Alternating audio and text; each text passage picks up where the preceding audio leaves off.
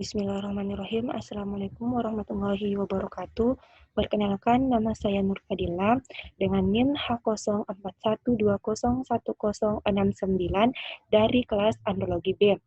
Melalui video ini, saya akan memaparkan hasil review dari sebuah jurnal yang berjudul Evaluation and Treatment of Infertility, yang berarti evaluasi dan pengobatan infertilitas.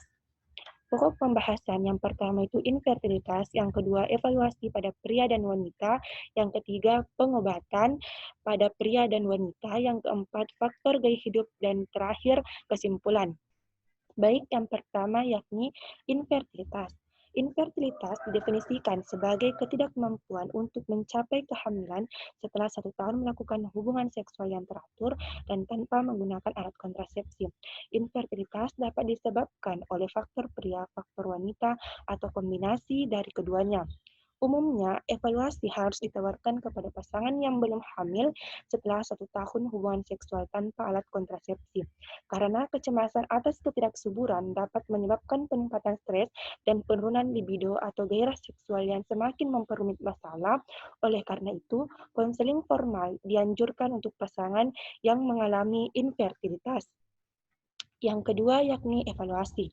Evaluasi berkaitan erat dengan pengobatan infertilitas, di mana evaluasi dilakukan kepada kedua belah pihak, yakni pada pria dan pada wanita. Yang pertama yaitu evaluasi pada pria. Penyebab infertilitas pria meliputi infeksi, cedera, paparan toksin, kelainan anatomis, kelainan kromosom, penyakit sistemik, dan antibodi sperma. Dan faktor risiko tambahan termasuk merokok, penggunaan alkohol, obesitas, dan usia yang lebih tua. Evaluasi pada pria dilakukan dengan analisis semen, di mana instruksi untuk mengumpulkan sampel harus mencakup pantang ejakulasi selama 48 hingga 72 jam. Karena waktu produksi sperma hanya lebih dari 2 bulan, maka disarankan untuk menunggu 3 bulan sebelum pengambilan sampel ulang. Jika oligospermia atau azospermia ditemukan, maka perlu dicurigai adanya hipogonadisme, di mana jika penurunan kadar testosteron dengan peningkatan kadar FSH menunjukkan hipogonadisme primer, sedangkan jika tingkat testosteron yang rendah dengan tingkat FSH yang rendah, maka hal tersebut menandakan hipogonadisme sekunder. Beberapa penyebab seperti hiperprolaktinemia atau kelebihan hormon prolaktin dalam darah, hal ini dapat diatasi dengan pengobatan yang tepat. Yang kedua, evaluasi pada wanita. Penyebab infertilitas pada wanita dapat dibagi menjadi gangguan ovulasi, kelainan uterus, obstruksi tuba, dan faktor peritoneum. Faktor serviks juga dianggap memainkan peran kecil, meskipun jarang menjadi satu-satunya penyebab.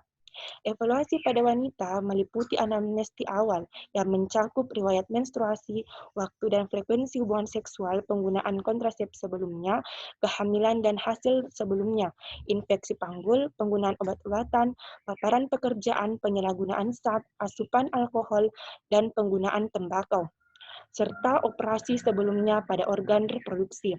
Sebuah tinjauan sistem dan pemeriksaan fisik dari sistem endokrin dan ginekologi harus dilakukan. Lainnya menganggap negosiasi termasuk prakonsepsi screening dan vaksinasi untuk penyakit yang dapat dicegah seperti rubella dan varicella, infeksi menular seksual dan kanker serviks berdasarkan pedoman dan risiko yang sesuai. Menurut Organisasi Kesehatan Dunia atau WHO, mereka mengkategorikan gangguan ovulasi menjadi 3 kelompok. Kelompok pertama disebabkan oleh kegagalan hipotalamus hipofisis sebanyak 10%, kelompok kedua akibat disfungsi sumbu hipotalamus hipofisis ovarium sebanyak 85%, dan kelompok ketiga disebabkan oleh kegagalan ovarium sebanyak 5%.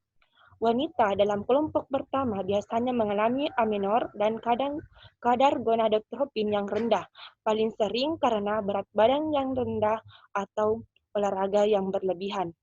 Wanita dalam kelompok 2 termasuk mereka dengan sindrom ovarium polikistik dan hiperprolaktinemia.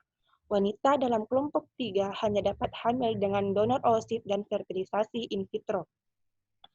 Sedangkan wanita dengan siklus menstruasi yang teratur kemungkinan besar akan berovulasi dan harus ditawarkan tes progesteron serum pada hari ke-21 untuk memastikan ovulasi. Jika seorang wanita memiliki siklus tidak teratur, pengujian harus dilakukan kemudian dalam siklus mulai dari 7 hari sebelum adanya menstruasi dan diulang setiap minggu sampai menstruasi. Sedangkan wanita anovulasi atau wanita yang mengalami kegagalan pematangan sel telur harus menjalani pemeriksaan lebih lanjut untuk menentukan penyebab yang dapat diobati seperti gangguan tiroid atau hiperprolaktinemia berdasarkan gejala. Wanita dengan faktor resiko obstruksi tuba seperti endometriosis, infeksi panggul sebelumnya, atau kehamilan ektopik sebaiknya ditawarkan salinan histeros atau laparoskopi dengan pewarna untuk menilai patologi panggul lainnya. Wanita tanpa risiko obstruksi tuba yang jelas harus ditawarkan hysterosalpingografi untuk menyaring oklusi tuba dan kelainan struktural uterus. Studi ini lebih sensitif dan dapat menggambarkan rahim yang terbentuk secara tidak normal atau masalah struktural seperti fibroid. Hal ini memungkinkan untuk diagnosis dan pengobatan kondisi seperti endometriosis dengan satu prosedur. Pengobatan obstruksi tuba umumnya memerlukan rujukan untuk perawatan subspesialisasi.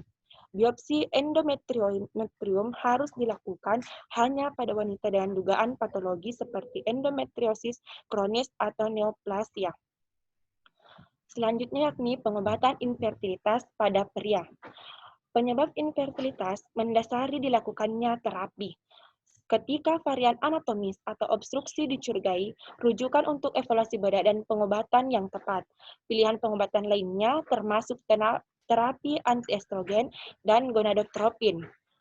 Kedua, penggunaan antioksidan seperti zinc, vitamin E, atau I-kartinin pada pasangan yang menjalani teknologi reproduksi berbatuan dipercaya dapat meningkatkan angka kelahiran. Kemudian inseminasi intraurin yang dikombinasikan dengan stimulan ovarium juga sangat efektif untuk mengobati infertilitas pada pria. Dan selanjutnya fertilisasi in vitro dengan atau tanpa injeksi sperma intrasitoplasmik juga dapat meningkatkan tingkat kesembuhan infertilitas pada pria. Selanjutnya yakni pengobatan infertilitas pada wanita. Wanita dengan resiko endometriosis, infeksi panggul, atau kehamilan ektopik, evaluasi dengan histeroskopi atau laparoskopi dianjurkan. Sedangkan wanita dengan gangguan ovulasi yang tergolong dalam kelompok 1 yang telah dikelompokkan oleh WHO harus dikonseling untuk mencapai berat badan normal.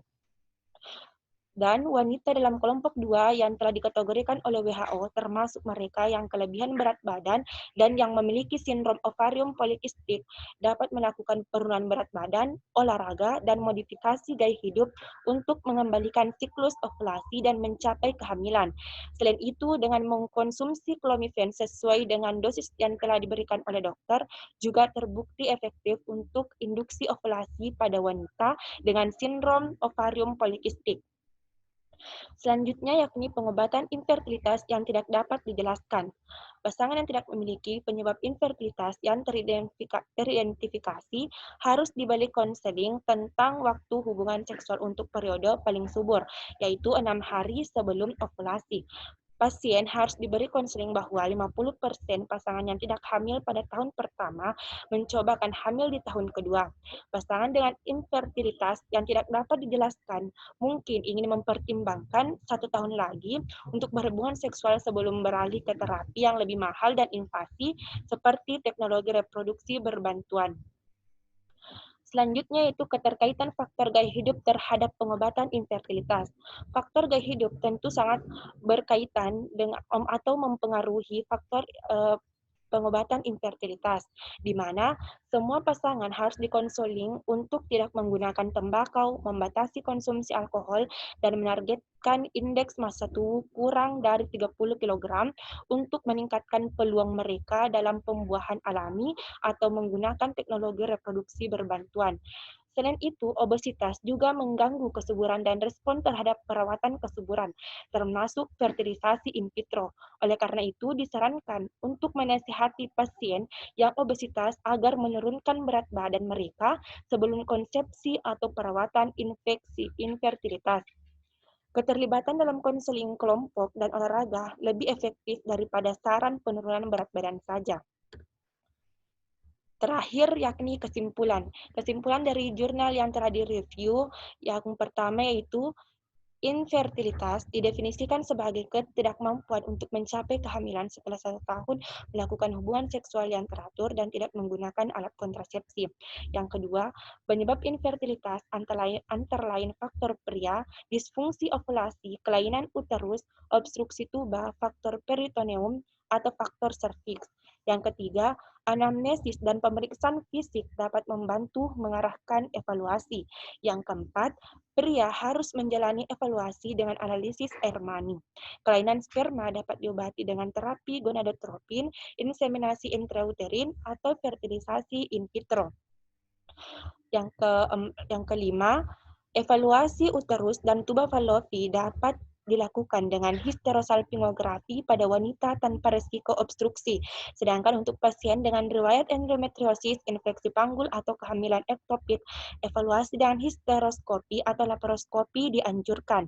Wanita dengan anoplasi dapat dirawat di tempat perawatan primer dengan clomifen untuk menginduksi evaluasi. Terakhir, infertilitas yang tidak dapat dijelaskan pada wanita atau pria dapat dikelola dengan 1 tahun lagi hubungan seksual tanpa alat kontrasepsi atau dengan dianjurkan untuk melakukan teknologi reproduksi berbantuan seperti inseminasi intrauterin atau fertilisasi in vitro. Sekian yang dapat saya sampaikan, lebih dan kurangnya mohon dimaafkan. Wassalamualaikum warahmatullahi wabarakatuh.